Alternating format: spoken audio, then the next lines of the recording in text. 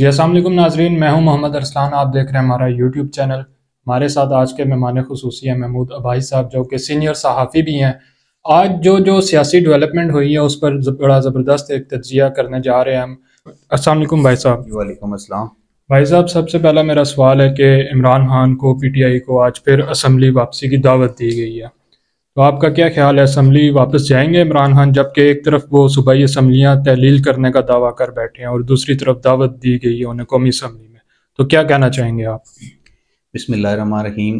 سب سے پہلی تو یہ بات ہے کہ گورنمنٹ نے ایک قدم اٹھایا اور آج چیئرمین سینٹ اور اسپیکر قومی اسمبلی دونوں نے سابق وزیر اعظم عمران خان صاحب کو واپس اسمبلی میں جانے کی پیشکش کی۔ لیکن پیشکش تو بہت اچھی ہے، لیکن میں سمجھتا ہوں کہ انہوں نے بہت دیر کر دی حکومت نے۔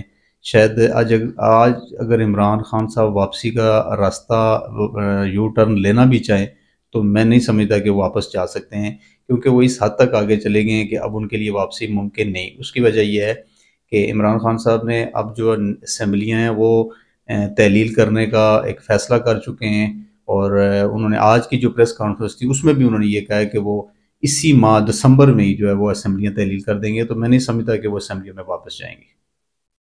اچھا، یعنی کہ آپ نہیں سمجھتے کہ وہ اسمبلیوں میں واپس جائیں گے؟ تو آپ سمجھتے ہیں کہ پی ٹی آئی اس ٹائم کنفیوز ہے اس معاملے پر، اسمبلیاں توڑنے کے معاملے پر؟ کیونکہ جب اعلان ہوا تھا تو انہوں نے کہا تھا کہ ہم جلد اسمبلیاں توڑ دی جائیں گی، لیکن ابھی تک کوئی حتمی فیصلہ کیوں نہیں ہو سکا؟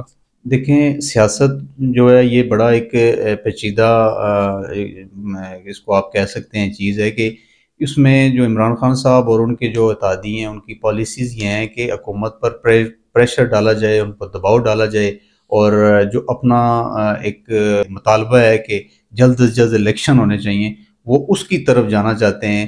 اسمبلیاں تحلیل کرنے کا جو ہے وہ صرف پریشر ڈالنا، کوشش یہی ہے کہ پریشر ڈالا جائے، اور اب بھی جو وہ تاریخ اناؤنس نہیں کر رہے اس کی بڑی وجہ یہی ہے کہ حکومت جو ہے کوئی اب اقدام اٹھائے، ان کے ساتھ بیٹھے۔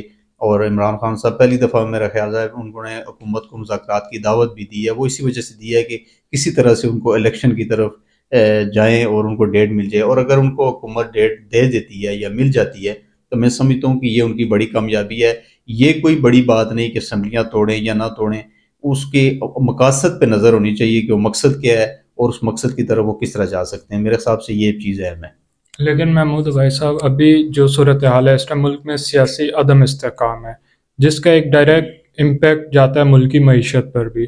اس ٹائم ملکی معیشت آپ کے سامنے ہے، ایک بیچارے غریب آدمی کا کیا حال ہے۔ تو آپ سمجھتے ہیں کہ جو ملک میں سیاسی جو عدم استحکام ہے اس وجہ سے جو معیشت پر جو برے اثرات مرتب ہو رہے ہیں، اور ایک غریب آدمی کی حالت کا اس ٹائم آپ کو اندازہ ہوگا، کیا کہنا چاہیں گے؟ جی بالکل، اس وقت جو ملکی معاشی صورتحال ہے وہ انتہائی سنگین ہے، اور آپ اس سے اندازہ لگا سکتے ہیں کہ اسحاق ڈار صاحب جب آئے تھے تو انہوں نے کہا تھا کہ میں اس ڈالر کو جو ہے 200 پر یا 200 سے کم لانے کی کوشش کروں گا، جو ابھی تک وہ ممکن نہیں ہو سکا، اور میرے حساب سے ممکن ہوگا بھی نہیں، کیونکہ جو ہمارے زر مبادلہ کے ذخائر ہیں وہ بہت تیزی کے ساتھ نیچے گر رہے ہیں۔ جب عمران خان صاحب نے حکومت چھوڑی تو اس وقت جو ہمارے زر مبادلہ کے ذخائر تھے تقریباً 16-17 ارب ڈالر کے قریب تھے، اور اب جو ہے ان کی 7 ارب ڈالر تک وہ پہنچ گئے۔ تو میں سمجھتا ہوں کہ یہ جو صورتحال ہے انتہائی خوفناک صورتحال ہے، اور اللہ نہ کرے کہ وہ وقت آئے کہ پاکستان جو ہے ڈیفالٹ کی طرف چلا جائے۔ اور میں یہ بتاتے ہوئے انتہائی میں سمجھتا ہوں کہ ہمارے لیے شرم کی بات ہے کہ جس کو ہم دشمن سمجھتے ہیں بھارت، وہ بھارت جو ہے وہ دنیا کی 5ویں بڑی معاشی طاقت بننے جا رہا ہے، اور ہم جو ہے دیوالیہ ہونے کے قریب ہیں۔ تو میں یہ کہہ سکتا ہوں کہ بحیثیت قوم ہمارا بھارت سے زیادہ شاید ہم اپنے آپ کے خود زیادہ بڑے دشمن ہیں، جس کو جو بھارت کو ہم اپنا دشمن سمجھ رہے ہیں اس سے زیادہ ہم اپنے ساتھ دشمنی کر رہے ہیں۔ آپ نے بھارت کے زر مبادلہ ذخائر کی بات کی، بھارت کو بھی چھوڑیں، جو بنگلہ دیش کو دیکھ لیں جو ہم سے کتنا آگے ہے اس ٹائم۔ اچھا، ابھی آپ نے ملک ڈیفالٹ ہونے کی بات کی، کئی سینئر تجزیہ نگار یا کئی خبریں ہم نے سنی ہیں کہ ملک ڈیفالٹ ہو چکا ہے، کیا کہنا چاہیں گے اس میں؟ واقعی ہو چکا ہے یا ابھی چھپایا جا رہا ہے اس حوالے سے کچھ؟ دیکھیں، بعض ایسی چیزیں جن کا ڈائریکٹلی تعلق جو ہے ملکی سلامتی کے ساتھ ہے، اور اگر کوئی ایسی صورتحال ہے بھی تو جو ہمارے ذمہ دار حلقے ہیں، حکومت ہے، وزراء ہیں، وہ کبھی بھی اپنی ایسے نہیں کہیں گے تاکہ اس کے معیشت پر یا ملک پر یا ملکی معیشت پر اثرات پڑیں۔ تو میں سمجھتا ہوں کہ اگر کوئی ایسی صورتحال ہے بھی تو اللہ تعالیٰ ہمیں اس سے بچائے، نکالے، اور انشاءاللہ ضرور نکالے گا۔ ہمیں پوری امید رہنا چاہیے۔ جو لندن میں اہم فیصلے ہو رہے ہیں، آج بھی ایک اہم بیٹھک ہوئی ہے لندن میں، جو چودھری شجاعت کے جو بیٹے ہیں وہ نواز شریف صاحب سے ملے ہیں، تو کیا سمجھتے ہیں جو لندن میں فیصلے ہو رہے ہیں اس کے پاکستانی سیاست پر کیا اثرات مرتب ہوں گے؟ دیکھیے ارسلان، یہ جو جب سے یہ حکومت آئی ہے اس کے تقریباً جتنے بھی فیصلے ہیں وہ پاکستان مسلم لیگ نون کے جو قائد ہیں میاں نواز شریف، ان کی مشاورت سے ہو رہے ہیں۔ اور یہ جو چودھری شجاعت حسین کے بیٹے وہاں پر گئے ہیں، یہ ایک اہم پیغام لے کر گئے ہیں چودھری شجاعت صاحب کی طرف سے۔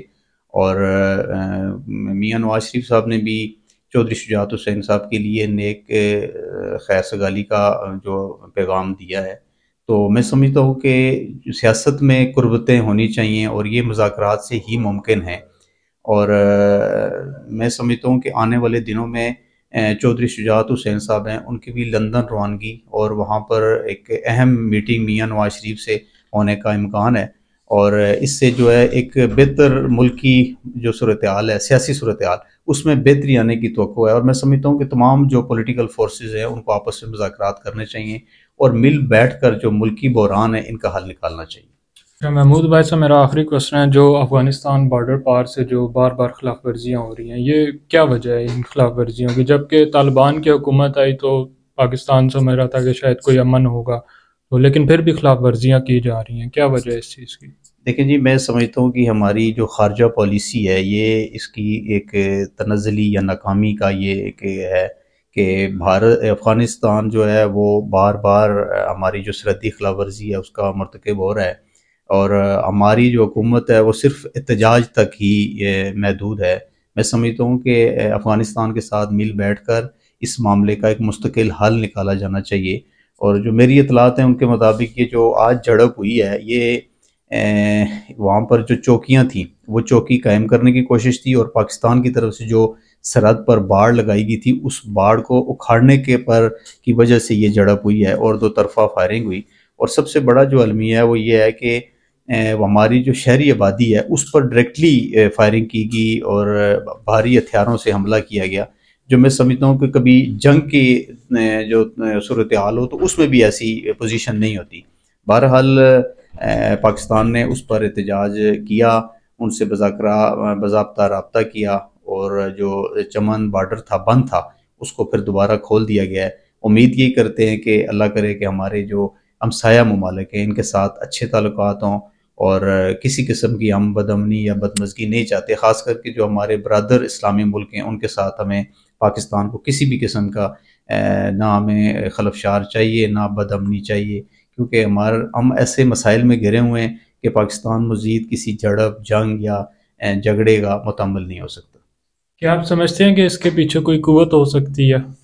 دیکھیں، یہ ممکن ہے کہ جب بھی کوئی ایسے معاملات ہوتے ہیں، اس سے پہلے جب معاملہ ہوا تھا تو اس میں بھی افغان طالبان کی طرف سے یہ کہا گیا تھا کہ شاید یہ ان کی طرف سے نہیں ہوا بلکہ کسی تیسری قوت کی وجہ سے ہوا تھا، لیکن یہ ہے کہ اس کو روکنا بھی ذمہ داری یا پاکستان کی ہے یا افغانستان کی، تو کسی تیسرے پر الزام لگا کر خود بری ذمہ ہونا، میں سمجھتا ہوں یہ کہ مسئلے کا حل نہیں ہے۔ بہت شکریہ محمود بھائی صاحب۔